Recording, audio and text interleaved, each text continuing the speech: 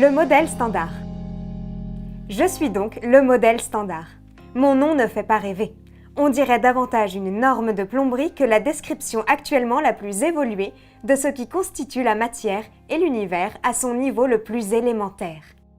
Mes origines familiales, la relativité restreinte et la théorie quantique remontent au début du XXe siècle, mais on ne m'a donné ce nom de modèle standard qu'en 1975.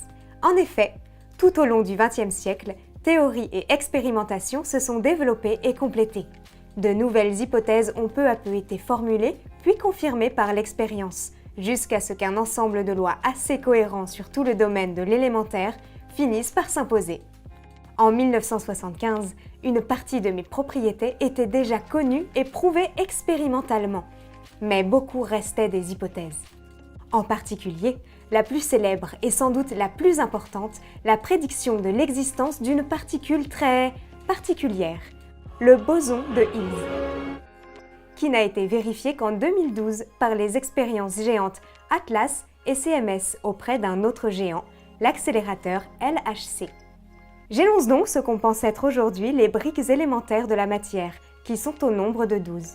Il y a là des noms connus, électrons, neutrinos, quarks et d'autres moins, muons, tauons. Comme je contiens l'équation de Dirac, je décris aussi leurs antiparticules. Cette forme de tableau nous rappelle, bien sûr, le célèbre tableau de Mendeleïev qui a d'abord classé les éléments chimiques et qu'on a ensuite interprété comme résultant de la structure des atomes. Mais pour l'instant, personne n'a pu imaginer une sous-structure aux 12 particules élémentaires.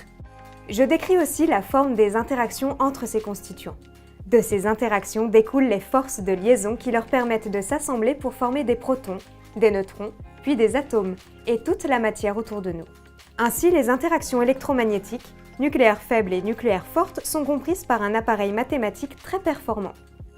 Seule la gravitation m'échappe, car aucune description quantique n'en est connue aujourd'hui.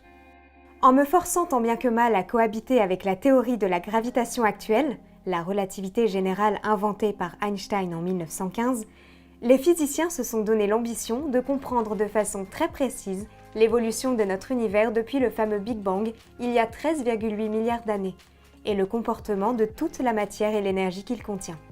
Et c'est là que j'ai atteint mes limites. Les observations astronomiques ont mis en évidence des formes de matière, la matière noire, et d'énergie, l'énergie noire, dont j'ignorais l'existence et que je suis toujours incapable d'incorporer. Les chercheurs sont bien ambigus à mon sujet. D'un côté, ils me célèbrent, car mes prédictions concernant la matière ordinaire ont toujours été confirmées par les expériences, jusqu'au succès éclatant de la découverte du boson de Higgs. De l'autre, ils cherchent tous à me prendre en défaut dans leur laboratoire, et plus seulement dans les mesures astronomiques. Ils sont même prêts à se débarrasser complètement de moi, dès qu'ils auront trouvé un autre modèle capable, lui, d'accepter la gravitation et d'inclure matière et énergie noire. Et s'il tient aussi longtemps que moi, ce nouveau modèle deviendra peut-être le modèle standard à son tour.